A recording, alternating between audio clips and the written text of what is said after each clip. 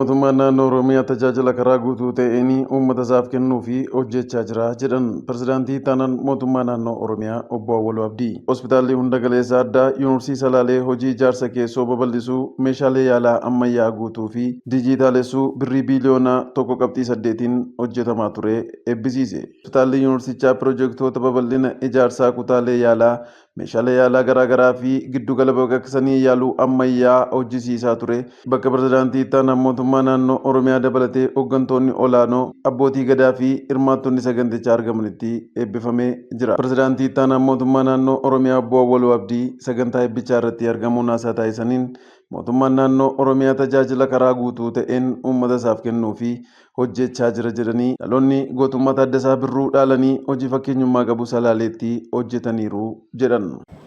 Mootummaan naannoo Oromiyaa tajaajila uummataa karaa guutuun kennuu waan baay'ee xaaraa jira, dhama'aa jira. Hadda qarshillee miti rakkoon kenna. Maashinallee miti. Hadda namatu maashinallee maashina godha. Hadda waan fedhiif yaaddoo uummata Oromoo kan ta'e karaa guutuu ta'een lafarratti bakkeen agarroo jiran hospitaala kana keessatti mi'eessaa baga gammadde maatiin keellee gammadde. Hospitaala Specialized Referral University Salaalee keessatti wanni an agarre Taaddee Birruu lubbuun jirutu hadda as keessa jira. Taaddee seenaan beenu qaamaan hin beenu. Seenaan isaa seenaa bareedaa. Warra seenaa isaa san dhaalanii hadda qabatamaan lafarratti hojii hojjechaa jiran ka akka fayyeeraa fi waayillan isaanii as keessatti arguu kiyyaaf an baay'ee itti gammadee jira. Baga gammaddan. Kanaan ijaarsa hospitaalota 120 bu'uuraalee fayyaa 1400 ol jiran keessaa hospitaalli waliigala Salaalee adda ta'uu ibsanii mootummaan hospitaala hunda galeessa Salaalee giddugala tuurizimii fayyaa gochuufis hojjechaa jira jedhan. Hospitaala baay'ee qabna. Hospitaala 120 ol qabna. Bu'uuraalee fayyaa 1400 ol qabna. Mootummaan naannoo Oromiyaa tajaajila fayyaa hawaasa keenyaa karaa guutuu ta'een kennuuf hojii baay'ee hojjechaa jira. Hospitaalota baay'ee jira. Haa ta'u garuu hospitaalli kun waan adda isa godhu baay'ee jira. Giddugala oomisha oksijiinii qaba. Heemodiaalisis kan kalee namaa dhiqu kana qaba. Hospitaalli kun humna namaatiin, maashinaan, hojimaataan cimee tajaajila hawaasa kanaaf kennuu irra darbee giddugala meedikaal turizimii Oromiyaa ta'e akka tajaajilu mootummaan naannoo Oromiyaa ammallee dabalee kan hojjetu ta'uu Hooggantuun Biiroo Fayyaa Oromiyaa Piroofeesar Natsaannat Warqinaa saganticha irratti argamuun haasaa taasisaniin hospitaala ammayyaa akkasii waan hundaan guutuu dhiyootti argachuun dhiibbaa hedduu kan hambisu ta'uu ibsanii galma gahiinsa isaa fi Biiroon Fayyaa Oromiyaa Yuunivarsiitii Salaalee waliin qindoomuun ni hojjeta jedhan. Hospitaala akkasii dhiyootti argachuun hiika akkamii akka qabu hundi keenya ni hubanna. Dhukkuba cimaatiif asii ka'anii Finfinnee ga'uun baay'ee rakkisaadha. Karaa irratti miidhamuun jira. Baasii hedduu qaba. Kana hunda kan hambisu asitti hospitaala ammayyaa, hospitaala meeshaalee qaalii ta'an baay'ee olaanaa ta'aniin guutame argachuu keessanitti baay'ee isinii gammadeera. Ammas irra deebi'ee baga gammaddan. Yuunivarsiitiin Salaalee Biiroo Fayyaa Oromiyaa waliin barnootaan qorannoo adda addaa geggeessuudhaan leenjii adda addaa ogeeyyii fayyaatiif kennuudhaan waliin hojjenna. Gara fuulduraattis cimnee itti adeemna. Cimnee waliin hojjechuun itti fufa. Meeshaalee qaalii, meeshaalee olaanaa amma arganne kana sirriitti qabannee waggaa dheeraaf tajaajila akka kennuuf of eeggannoodhaan itti fayyadamuu qabna. Piroofeesar Natsaannat itti dabaluunis meeshaalee keessoo hospitaalichaatti guutamanis qaalii akka biyyaatti jiran muraasa waan ta'eef hawaasni kunuunfachuu qabaa dhaamaniiru. Meeshaaleen guutamani hunduu akkuma biyyaattuu fakkeenya kan ta'anudha. Akka Oromiyaatti miti akka biyyoolessaattuu meeshaaleen as keessa hospitaala kana keessatti argamu hin jiru. Kanaaf sin carraa qabeessa dhuguma dubbachuuf akka naannoo Oromiyaattu nuyi hospitaala kana akka fakkeenyaatti fayyadamne jarri kaanis fooyya'ee qulqulluu ta'ee kenna tajaajila ga'aa akka kennuu danda'uuf irratti hojjannaa. Hospitaalli waliigalaa Fiichee bara 1990 waggoota 25 dura hawaasa godina Shawaa Kaabaa akka tajaajiluu fi mootummaa naannoo Oromiyaan kan hundaa'e yoo ta'u, sadarkaa tajaajila isaa ol guddisuu fi waliigaltee mootummaa naannoo Oromiyaan Yuunivarsiitii Salaalee fi dabarfamee kennameera. Yuunivarsiitiin Salaalee sadarkaa isaa ol guddisuun dura qorannoo geggeesseen hanqinoota 4 adda baasuu hojii geggeessaa olaanaan yuunivarsiitichaa Dr. Meessoo Baayyoo ibsanii hanqinaalee kanneen furuufis hojiiwwan dhiyeessii guutuu garaagaraa hojjetamaniiru jedhan. Qorannoo geggeessee ture yuunivarsiitiin Salaalee waggaa arfanarraa dura qorannoo geggeesseen hospitaalli kun rakkoo maalii qaba kan jedhu hanqina ogeessa fayyaa baay'ee hamaa qaba ture. Inni lammaffaan hanqinni jiru yeroo san keessatti hanqinni adda ba'e hanqina meeshaa yaalaa baay'ee qaba ture hospitaalichi. Inni sadaffaan tajaajiloonni uummanni naannoo kanaa barbaaduu fi tajaajila hospitaalicha keessatti kennamu baay'ee murtaa'aadha. Inni arfaffaan rakkoon hospitaalichi qabu keessaa hanqinni bu'uura misoomaa hamaa ture. Yeroo san keessatti mootummaan naannoo Oromiyaatis qorannoo keenya kanarratti hundaa'uudhaan amantii nurratti amanuudhaan hospitaala kana gara Salaalee Yuunivarsiitiitti dabale. Waggoottan 3 darban keessatti Salaalee Yuunivarsiitiin rakkooleen ammaan isiniin jedhe arfan kanarratti xiyyeeffateeti kan inni hojjechaa ture. Hospitaalicha humna namaatiin guutuuf hojjetame keessaa ispeeshaalistii 4 irraa gara ispeeshaalistii 56tti akka guddatu taasise. Narsii, deessisuu, farmaasii, ogeessa bulchiisaa yeroo san keessatti 360 ture amma walumaa gara 841tti akka ol guddatu taasisnee jirra. Hojii hojjetameenis meeshaalee akka dhukkuba qorannoo kaansarii, yaalii ijaa, du'aatii daa'immanii xiqqeessuu, oomisha oksijiinii fi meeshaa dhiquu kalee guutuun hawaasaa fi furmaata ta'uu ibsanii hojii keessa hospitaalichaa hawwataa gochuufis hojjetameen ijaarsi garaagaraa fi meeshaaleen ammayyaa birrii biiliyoona 1.8 guutamaniiru jedhan. Meeshaaleen kanneen akka gurguddaa CT iskaanii, MRI kan jennu, maamoogiraafii kan jennu, meeshaa qorannoo kaansariidhaaf oolu, meeshaa yaala afaan ijaatiif oolu, meeshaa kutaa baqaqsanii yaaluudhaaf oolu, meeshaa kutaa dhukkuba cimaa ICU kan jennu namoota oksijiinii ofii isaaniitiif fudhachuu hin dandeenye maashinaan tursiisnu, nama guddaas ta'ee daa'immanis maashinoonni nuti hospitaala keessa galchine hanga ammaatitti hojii keessa galchine kanneenii fi keessumattuu kanaan osoo hin dubbatin bira darbuu hin barbaanne maashina dhiqaa kalee baay'een namoonni nama kalee dhiqaa nu biraa qaban nu biratti dhiqatan Finfinneetti kan dhiqachaa turan, Adaamatti kan dhiqachaa turan, Hararirraa namoonni waggaa tokkoof magaalaa kana kireeffatee dhiqataa jiru jira. So dandeettii keenya ol ta'e maashina kana amma garam goone gara maashina 14tti ol guddisne dhiqaa kalee kana. X-ray maashinii tokko kan ture X-ray maashinii 4tu jira. Iskaanii maashiniin abbaa 128 kun lakkoofsa 5 guutu. Inni tokko nu bira ka jiru. Inni kan bira qorannoo kaansarii qoratanii adda baasu. Yeroo baay'ee baayopsii, histopaatolojii kanneen jedhaman kun biyya keenyatti hin yaadaman. Finfinnee soo ta'e hospitaalonni gurguddoon dhuunfarratti kan ergaman. So maashinni kun achi galame hojii keessa galu taasisu. Inni kan bira maashinoota qorannoo fi yaala ijaatiif oolan. Ija nama biraatirraa fuudhanii bakka buusuu ga'uu danda'anitti maashina kana galchine hojii keessa kan jirru yoo ta'u maashina qofaa miti ispeeshaalistii ijaa dhaabbataadhaan qacarsiisnee saba ispeeshaalistoota 2 kan qabnu. Daa'imman kichuu moortaalitii du'aatii daa'imman michuu hir'isuu keessatti hospitaala keessa sadarkaa 1 jira. Kan ammoo kan goone maashinni daa'imman 4 ittiin baafachuu dandeessu kan sadarkaa daa'immanii eeggan galchuudhaan. Inni kan bira laaboraatooriidha. Hawaasni keenya sababa oksijiinii dhabuu kanaatiin nama hedduudha kadu. Amma oksijiinii nuti asitti oomishnu hospitaala keenyatiif miti akka sadarkuma Shawaa hanga sadarkaa Dabra Maarqositti oksijiinii kana osoo baasnee gurgurree kan ga'uu danda'udha. Giddugalli baqaqsanii yaaluu moojulaariin kun kutaa baqaqsanii yaaluu gurguddaa 4 qaba. Kutaa baqaqsanii yaaluu sasalphaa 2 of keessaa qaba. Guyyaatti kutaan baqaqsanii yaaluu kun yoo xiqqaate walumaa gala gara nama 28 yaala baqaqsanii yaaluu gurguddaa fi gara nama 16 yaala baqaqsanii yaaluu xixiqqaa kennuu danda'a. Kanaan dura giddugalli baraa tasaatiif ariifachiisa hospitaalichaa siree ciisichaa 4 qaba. So giddugala yaala balaa tasaa kana emergency and critical care kana specialistoota 4 ol qabna. Kutaa inni baqaqsanii yaaluu kalee gosa lamaan kan hojjennu.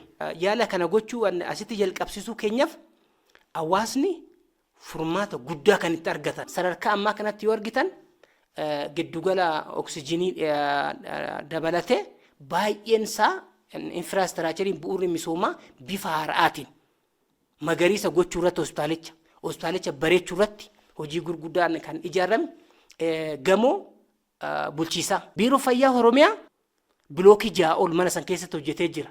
Karaa keessaa hojjetee jira. Meeshaa hedduu biteeti ka jiru. Biiroo Fayyaa irratti investi godhen Salaalee Yuunivarsiitiin baajata isaatiin irratti investi godhe, Ministeerri Fayyaa investi godhe, SDGI irratti investi godhen qarshiin biliyoona 1.8 waggoottan 3 darban kana keessatti maashinoota adda addaa bituudhaan humna namaa qacaruudhaan ijaarsa fi babal'ina kutaalicha dabaluu keessatti kan irratti investi ta'edha. Hospitaala hunda galeessa tajaajila hawaasaaf haala addaan ijaaramee fi meeshaalee ammayyaa'oon guutaman kana keessatti dijitaalessuun waraqaa malee tajaajila kennaa jirras jedhan. Salaalee Yuunivarsiitiin eega fudhatee booda namoota gara nama 200,000 oliif tajaajila yaala fayyaa kennin. Bara kana keessa dhukkubsataa deddeebi'anii yaalaman qofaaf nama 200,000 fi 50,000 yoo tajaajila kennu walumaa galatti kan ciisanii yaalaman kan baqaqsanii yaalamaniif walumaa gala bara kana gara nama 200,000 fi 95,000 bara kana tajaajila nu biratti argataniiti ka jiru. Asirratti kanan dabalee isinii kennuu barbaadu rakkoo hawaasaa guddaa kan ta'e yaalamu qofaa miti yeroo baay'ee daataan hawaasaan riikardii yeroo baay'ee ni bada kaardiidhaan waan tureef waggoottan lamaan darban kana keessatti namni hospitaala keenya dhufe kaardii tokko baasu hin jiru.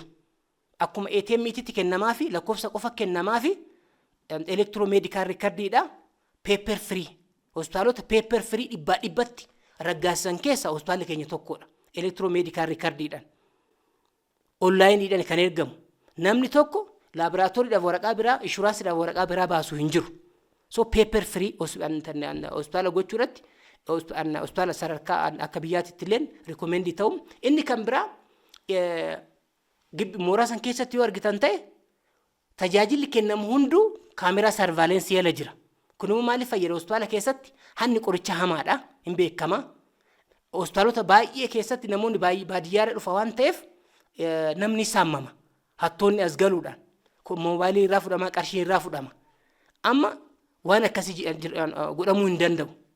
Almost mooraa san keessa naannoo kaameraa 75 oltu jira keessaa fi alatti. Nageenya naannoo hojii eegamuu keessatti walumaa galatti kana galatooma. Ogeessonni hospitaalichaa maashinii yaalaa garaagaraa hojjetanis gosootaa fi bu'aa maashinichaa ibsanii kenna tajaajilaa sirrii kennuu fi kan isaan gargaare ta'uus dubbataniiru.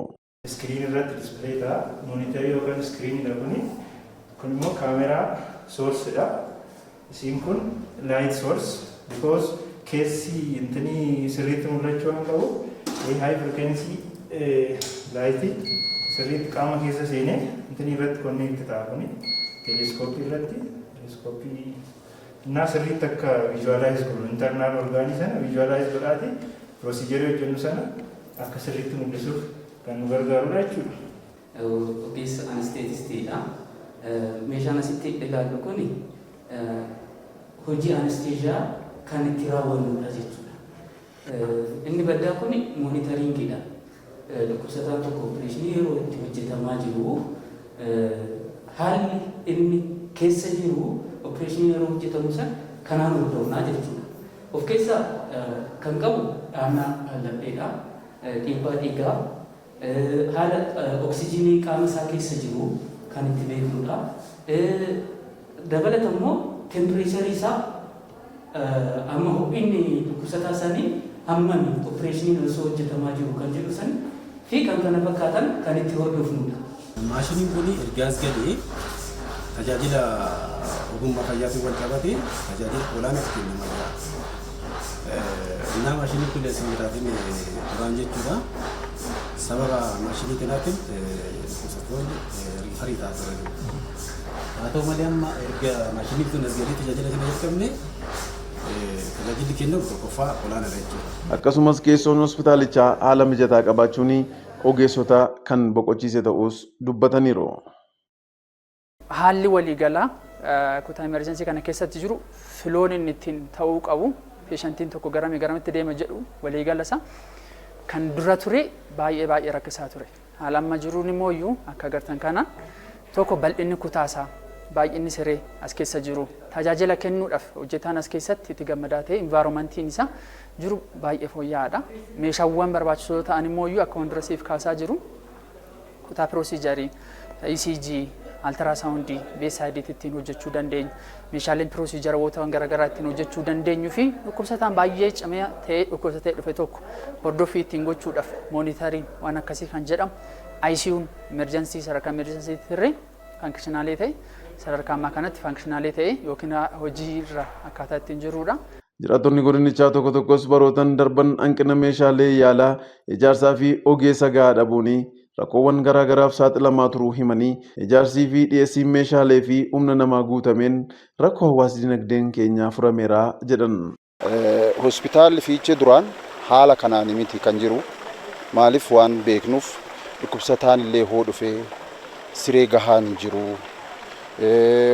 Doktoroonni baay'een hin jiranii. Gahumsi isaa hammuma kana ture argineerra waan ta'eef jechuudha. Asii Finfinneetti baannee qofa yeroo deemnutu jira. As keessattis immoo yeroo adda addaa waan adda addaatu nu quunnama malee akka amma arginu kanatti nama hawwatee hundumtuuyyuu iddoo isaa qabatee waan gaarii ta'ee hin jiruyyuu.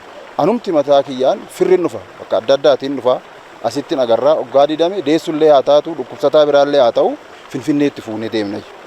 Amma garuu akkuma hundi keessanuu argitan nama hawwataa keessa isaatis guutee jira. Kuni waan guddaadha. Uummannis itti gammadee jira anumaa wajjinu. Yeroo akkasitti hin jirre yookiin ijaarsi isaa kun hin ijaaramne tokkoffaa irratti iddoon ciisichaatu rakkoo ture. Lammata riifarii barreeffamee gara Finfinnee deemuudhaaf konkolaataa dhabuudhaan namni baay'een konkolaataa keessatti illee lubbuun isaa darbaa kan ture. Dubartiin deessu mataasaa kan humnaa ol taate ogeessi guutuu waan hin jirreef karaatti lubbuun isaanii darbaa ture. Har'a irratti garuu tajaajila hunda galeessa akka hospitaala kanaatitti argame riifariin kaleessa gara Finfinnee deemnu gara biraa deemnu suni riifariin namni biraatu dhufee asitti yaala argatee fayyaa itti jira. Irratti meeshaa gurguddaan akka biyyaatitti meeshaan iddoo biraan jirre asitti galee tajaajila hedduu hawaasni keenya argatee du'arraa baraaramaa kan jiru ta'uu isaati. Ijaarsa isaa irratti mataasaa hojii dhabdoota baay'ee affeeree kan hojii isaa ittiin hojjechaa turan dargaggoonni baay'een as keessa galanii akka yuunivarsiitii Salaaleetti giddugala kana gaafa fudhatee asitti galu hojii dhabaa baay'ee mataasaa keessa galchee dargaggoota baay'ee hojii dhabdummaarraa kan baraare ta'uu isaati kana nan beeku jechuudha. Tokkoffaa hawaasni dararaa hedduurraa bahee jira. Tiraanspoortii yookiin geejjiba baasee gara Finfinnee deemu sabni asitti hambisuu danda'ee jira. Lammata achi deemee iddoo bultiitiin kan dararamaa ture san asitti argachuu danda'ee jira. Hawaas dinagdee hawaasa keenyaa baay'ee isaa deeggareera. Namni bal'aan isaa aanaalee hedduurraa hospitaala kanatti dhufeeti kan tajaajilamu. Aanaalee hedduurraa kan dhufu sun asitti iddoo bultii argatee asitti tajaajilamaatii itti jira. Rakkoo adda ta'e kaleessa keessa ture san keessa baheeti kan inni jiru. Hawaas dinagdee hawaasa kanaallee baay'ee kan inni seef godheedha. Deebi'ee qabeenya hedduun galee jira hospitaala kanatti meeshaa gurguddaawwan akka biyyaatti jira sun galee jira. Kun immoo qabeenya biyyaati qabeenya hawaasaati waan ta'eef hawaas dinagdee hawaasaa bal'aasaa kan cimsaa jiru ta'uu isaati. Haalli as keessa jiru qulqullina irraa qabee rakkoo yaalcha irraa qabee duraan xiqqoo hanqina jiraayyuu amma garuu haala qulqullina algaa qulqullina gibbii keessaa tajaajiloota doktoroota fi tajaajiltoota mana kanaa waardiyyaa irra qabee baay'ee kan sitti toluudha jechaadha. Baay'ee kan sitti toluudha. Kanaaf kana arginee yookaan immoo kana keessatti fayyadamnee jiraachuu keenya dursaanii baay'ee natti dhagamas baay'een gammadas jechaadha. Rakkoo baasii guddaa baasanii katamaa deemanii yaalamaa turanii haadholii baay'een da'umsa irrattis kan du'aa turan jiru. Sababa hospitaalli gahaan hin jirree fi rakkoo guddaa ture. Amma garuu haalli hundumtiyyuu sirratee yaalii hundumaatu jira jechuudha. Haalli hundumaa sirrateera. Yaaliin hundumtiyyuu guutee jira. Rakkinni tokko hin jiru jechaadha. Rakkinni duraan ture har'a furame wanti hundumtiyyuu guutee jira. Laaboraatooriinis haadholiin da'umsaa hundumtis yaaliin hundumtuu guutee nuuf jira jechuudha. Meeshaalee akkam akkamii fa'a? Ijaarsi akkasii ijaaramuunsaa baay'ee waan namatti toludha. Durii isaaf amma isaa gaafa laaltu jijjiirama guddaatu jira.